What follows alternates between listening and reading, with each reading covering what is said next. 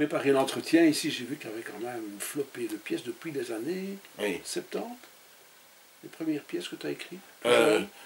Willy, vraiment, la première pièce, je sais encore parfaitement, j'étais probablement en deuxième ou troisième licence de droit. Donc j'étais étudiant à ce moment-là. J'avais rencontré, j'étais très ami avec un type qui s'appelait Henri Guillemin à l'époque, que mes parents m'avaient fait rencontrer. Moi j'ai eu la chance de rencontrer des gens qui... Et alors c'est lui, c'est au fond Guillemin à l'époque qui m'a poussé à l'écriture, qui a lu mon premier recueil de poèmes et qui m'a dit c'est exactement ce que je voulais. J'ai ressenti une chose analogue à ce qui vous était arrivé à l'époque. Et je sais très bien, il habitait rue de l'Hôpital à Neuchâtel. Je me rappelle encore très très bien de Guillemin, Henri Guillemin. J'allais voir toutes ses conférences, c'est un conférencier exceptionnel. Et alors il y a eu d'autres gens qui m'ont fortement influencé, Frossard, je ne sais pas si ça te dit encore quelque chose, l'académicien qui a dit « Dieu existe, je l'ai rencontré ». À l'époque, ça avait fait un best-seller. Il n'y avait pas les réseaux sociaux, c'était comme ça, il fallait vraiment tomber lors d'une conférence. Aussi, je l'ai rencontré par des amitiés françaises à Anvers, où mes parents étaient actionnaires dedans, etc. Et avec lesquels je travaille encore, parce qu'ils ont acheté quand même au moins 3 pièces que j'ai écrites et qui ont été jouées à Anvers. Donc il y a des trucs assez comiques. Il y a des pièces, comme par exemple, j'ai traité dans Libre de tuer. Je me rappelle très bien, c'était le crime horrible, raciste qui avait été commis à 11 mai à Anvers contre une famille que je connaissais très bien, où on a assassiné la petite qui s'appelait Luna, un type, vraiment un extrémiste de droite. Il a assassiné une petite, ça a fait un tollé inimaginable à l'époque. J'ai écrit la pièce de théâtre, je l'ai même traduite en flamand, c'est la seule pièce qui existe en flamand. Les Flamands n'en ont pas voulu, et les francophones, oui. Donc c'est très drôle, et alors, finalement la pièce a été jouée pratiquement sur les lieux du crime. Il faut savoir que tu es avocat, donc toutes tes pièces tournent autour du monde. Disons que je suis super influencé par 2-3 choses, certainement par la musique, évidemment par mon métier d'avocat, mais ce n'est pas tellement le fait de l'avocature, c'est le fait que j'ai étudié la criminologie, parce que dès que j'étais jeune, ça m'a intéressé. Au fond, moi j'ai fait le droit uniquement pour faire du droit pénal, parce que ça m'a intéressé. Et alors j'ai étudié la criminologie en même temps que je faisais le droit, et tout ça, ça m'a fortement influencé, certainement, oui. La croyance aussi, parce que toutes mes pièces parlent d'une seule chose, c'est l'absence de Dieu. Dans la vie des gens. Ça m'a aussi fortement influencé. Il y a toujours une référence à un moment à Dieu, comme par exemple dans la dernière pièce, il y a une question qui est posée, mais qui est-ce qui va vous aider? Mais le bon Dieu, évidemment, on répond, la personne répond, mais avec quoi venez-vous? Vous n'allez quand même pas invoquer Dieu dans des circonstances pareilles. Voilà. Donc, voilà, c'est une référence. Homme de plume, homme de touche. Dès que tu vois un piano, il faut que tu sautes dessus. Exactement. J'ai toujours joué du piano, toujours. J'ai beaucoup travaillé sur mon piano, ça je dois dire, c'est des heures d'apprentissage. Étant tout jeune, tu as commencé vers quel âge là? Je crois que je devais avoir l'âge de 10 ans. Mes parents s'en sont rendus compte à l'Auberge Napoléon à Montélimar que je jouais sur un piano à queue dans cet hôtel. Et ils étaient stupéfaits. Et j'ai reçu très... à l'oreille alors? Oui, exactement. Et alors, ils m'ont directement acheté un piano. Et alors, ils m'ont fait donner des cours. Hein. J'ai eu des cours, parce que sinon, c'est pas possible. Et disons que la musique, c'est pour moi l'art suprême. Hein.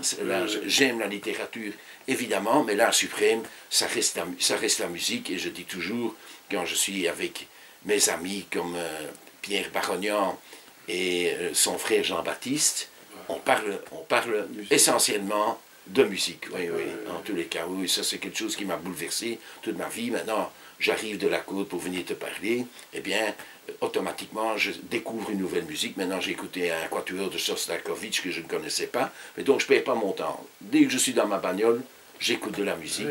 Dès que je vois un piano, eh bien, voilà, alors, ou même quand je suis dans un aéroport, il y a un piano, quoi que ce soit, les gens le savent. Sur un paquebot, sur un paquebot, je me jette dessus, mes enfants m'enregistrent, et alors j'envoie ça J'ai une amie qui adore le piano, et alors automatiquement, je lui envoie des extraits, etc. Oui, c'est amusant, oui. C'est une façon de partager aussi quelque chose, mais j'essaie toujours d'écrire, parce que j'écris évidemment pour le piano aussi, j'improvise, mais je compose des morceaux également. Voilà, alors, voilà, ça se passe comme ça.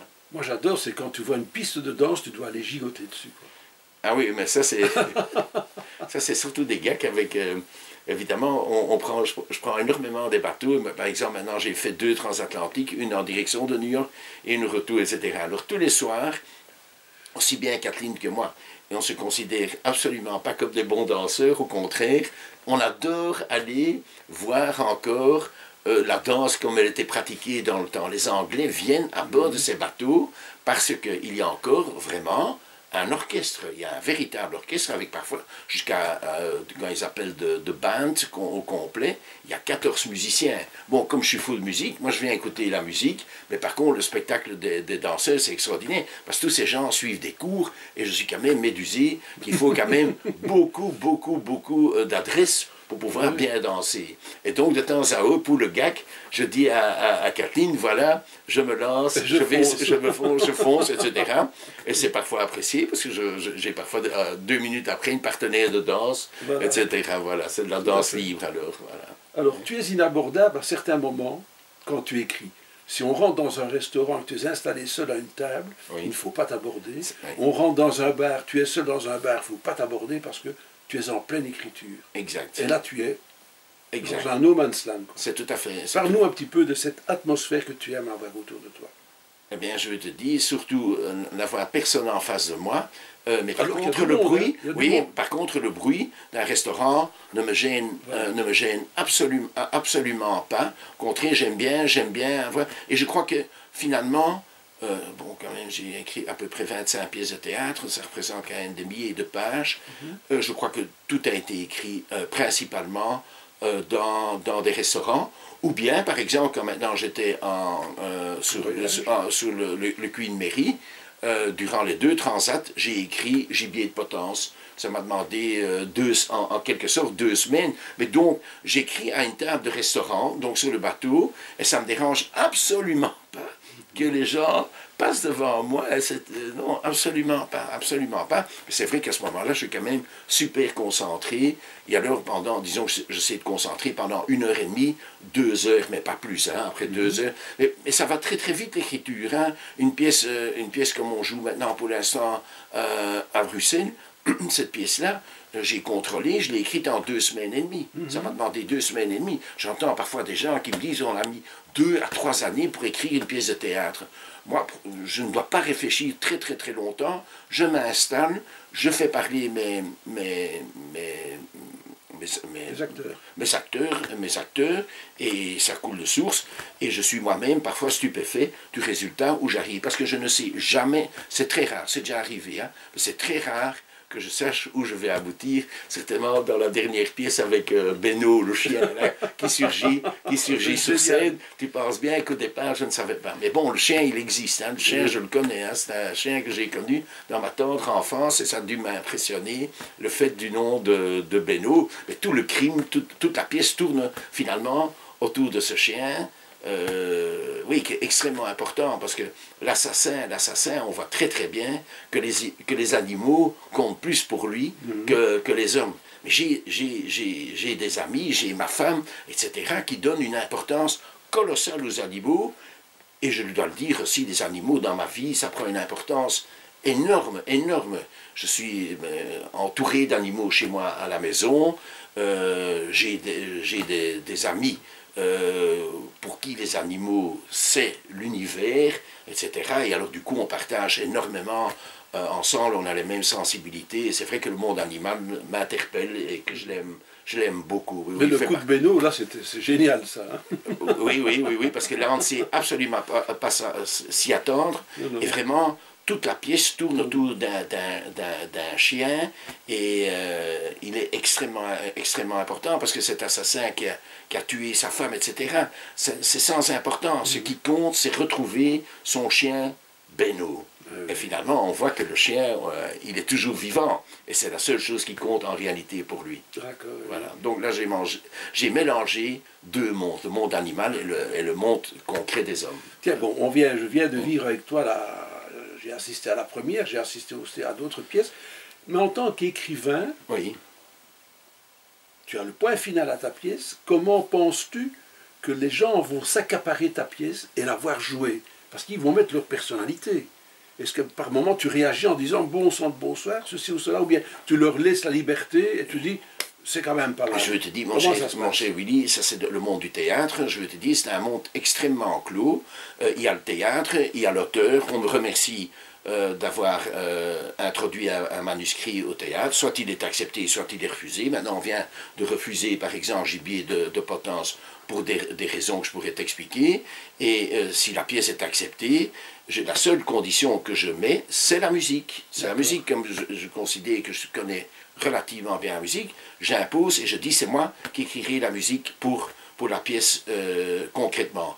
Quant à la pièce même, on me demande absolument pas mon avis. Absolument pas. Alors, de temps à autre, quand la pièce se joue, j'interviens après la première, par exemple, et je dis « Ah, j'aimerais beaucoup que cela ou cela, ça change. » Maintenant, j'ai demandé quelque chose qui devait, à mon avis, et alors je crois qu'on tient compte de mes avis, parce que je le vois par après. En plus de ça, il y a beaucoup de comédiens qui me connaissent depuis longue date, ou bien qui ont joué dans 4 ou 5 de mes pièces. Alors, ils connaissent mes réflexes, ils savent très très bien ce que je veux, parce qu'on a discuté ensemble, et ils savent très bien ce qu'Els Mortel veut. Oui, oui, c'est évident. Mais sinon, je ne me mêle absolument pas des décors, etc. Donc, c'est une surprise quand je rentre dans cette salle de théâtre pour la première. C'est une fantastique surprise. Alors, évidemment, au fur et à mesure qu'on joue de plus en plus mon théâtre, de plus en plus, il ressemble à ce que j'ai imaginé. Oui, oui, ça c'est sûr. Oui, oui, oui, oui. C'est ça qui est fantastique, c'est que au fond, j'ai rêvé quelque chose, j'ai vu des personnages dans mon esprit, je les ai couchés sur du papier et je les vois surgir et être debout sur scène. Et ça, c'est évidemment quelque chose d'extraordinaire, c'est de voir l'imaginaire qui, subitement, n'est plus un imaginaire, mais un concret, on voit devant soi la vie, et donc ça me permet d'être plusieurs personnes à la fois dans mon existence. Je peux être un inspecteur, je peux être un assassin, je peux être de tout, et ça c'est fantastique évidemment pour moi. Hein. Ah, oui, oui, maintenant je reviens voir la pièce une 4e fois ce soir, parce que je trouve que c'est un minimum vis-à-vis des comédiens, etc., de les honorer de ma présence, qu'ils me le demandent, etc., donc je le fais, et beaucoup de gens viennent me parler. Mais je dis chaque fois que j'y vais, oui, c'est un immense plaisir, et je ris beaucoup. J'ai l'enthousiasme que tu as toujours. Je ris beaucoup parce que ma femme, elle connaît mon humour, elle sait très bien, alors elle m'entend rire pour des trucs cyniques que les gens entendent pour la première fois, donc ils n'ont pas le temps de rire, mais moi je sais très bien ce qui va advenir, donc oui, oui, je m'amuse beaucoup, oui, oui, parce qu'il y a pas mal de cynisme dans mes pièces. Oui, oui, oui, oui, je m'amuse, c'est ça que je veux aussi, hein, et que les gens s'amusent aussi, hein, que les gens prennent plaisir au texte. Et pourtant, tu as des personnages qui sont chaque fois bien sculptés. Hein. Oui, oui, j'essaye de donner du relief, parce que bon, il y a beaucoup d'inspecteurs dans mes pièces, il y a beaucoup d'enquêtes, etc., mais j'essaye quand même de former ou d'imaginer des inspecteurs qui sont chaque fois différents avec leurs qualités et leurs défauts. Est-ce que ça peut t'influencer dans l'écriture, parce qu'on a vécu 2-3 pièces avec toi avec toujours le même comédien qui faisait le rôle de l'inspecteur. Oui. Est-ce que ce physique reste lorsque tu écris? Ah oui, alors ça c'est tout à fait, ça c'est arrivé avec Gian Vitti. Oui. C'est sûr, je trouvais que comme comédien, il était exceptionnel dans les rôles d'inspecteur. Surtout, je me rappelle dans la pièce qui a fait quand même beaucoup de bruit, qui était Souffrez-vous, madame. Et alors, je sais très très bien que j'ai dit, ah oui, mais c'est lui que je voudrais dans mes prochaines pièces, c'est lui que je veux, c'est lui que je veux. Bon, maintenant, c'est bien dommage, il a arrêté, il a l'âge, il a arrêté de jouer. C'est dur de perdre un comédien. Exact. Je te dis, par exemple, Jean-Luc Duret. Oui, oui. Jean-Luc Duret, bon, c'est lui qui m'a amené au théâtre de la flûte enchantée, Duret, il a joué dans ma toute première pièce. Il est venu ici aussi, lui. Ben, je l'ai vu, évidemment. Il pleure même à un moment donné. Il est tellement ému, etc. Mais Jean-Luc Duret a joué dans Regretter Rose, qui est la première pièce qui a été jouée. Et donc, lui m'a amené après à la flûte. Mais bon, moi, je le trouvais prodigieux, prodigieux. Parce que je sais qu'on parle l'année prochaine de jouer à la flûte enchantée, Erreur judiciaire, dans lequel Duret jouait. Et il avait imaginé des décors sensationnels. Parce que ça se passe, c'est un crime qui se passe durant une transatlantique. Donc, je suis très fort influencé par ma vie propre aussi, puisque j'ai fait 12 transatlantiques, mais j'ai écrit une pièce où le crime se passe sur le Queen Elizabeth. Voilà. Et Duret avait imaginé le bateau. Je ne sais pas, tu n'as pas vu cette pièce à l'époque? Je me souviens. Oui, c'était fantastique, fantastique, incroyable. Bon, maintenant, il n'est plus là, donc il faudra trouver quelqu'un d'autre. Peut-être que ce sera encore mieux, mais bon, voilà. Il y a déjà des pièces qui sont écrites et qui sont là dans le tiroir qu'il faut retravailler ou bien non? Oui, si. Ça oui, non, ça exactement. Parce que Jacqueline Prézot, elle m'a demandé d'écrire une pièce pour elle. Alors j'ai dit directement, oui, je sais exactement ce que je vais écrire pour toi. J'ai un vieux projet qui s'appelle Tension, et je vais complètement retravailler cette pièce. En plus de ça, c'est assez amusant parce que Jean-Baptiste Barognan, indirectement, a un rôle dans la pièce parce que, si j'ai bonne mémoire, un des personnages lit assidûment Barognan. Et ça, je le voyais déjà en scène, moi, sur la scène, non? Oui, non, mais il n'est pas en scène, mais ses livres sont en scène. Oui, voilà. Bon, parle-nous un peu, justement, de Madame Prézot. Oui, je veux te dire, c'est prodigieux, ce que cette dame parvient à faire sur scène. Primo, elle a une mémoire étonnante. Il n'y a jamais une rature, rien du tout. Alors elle a une gestique exceptionnelle, des mimiques aussi. C'est un plaisir. Comme par exemple maintenant les deux derniers rôles, la dernière fois je crois qu'on a joué à pas, etc. C'est écrit pour elle. Hein. Oui, je la vois devant moi et voilà, oui, et j'écris pour elle. Oui. Gibier de Potence. Oui. Voilà encore un état où le spectateur va se retrouver, je vais dire, scotché, parce qu'encore une fois, on se demande où tu vas mener le spectateur par le bout du nez, encore une fois. Oui, 100%. On ne sait absolument pas deviner, finalement, qui a incité à commettre ce crime. C'est vraiment à la dernière minute on ne sait pas s'y attendre. On ne sait pas s'y attendre que c'est cette personne. Bon, moi, honnêtement, j'aime beaucoup le scénario. Je l'ai donné à très peu de personnes. Toi, tu l'as lu.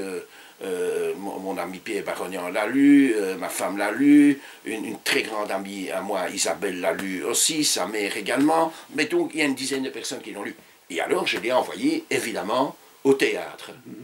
Eh bien, on m'a fait comprendre que ce n'était pas la pièce qu'on désirait monter l'année prochaine.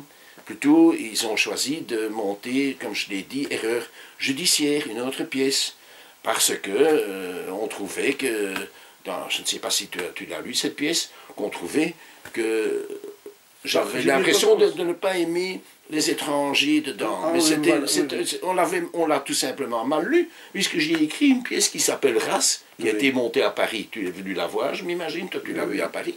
On l'a montée à Bruxelles, où justement, j'attaque un racisme gratuit. Et là-dedans, dans cette pièce, il n'y avait aucune...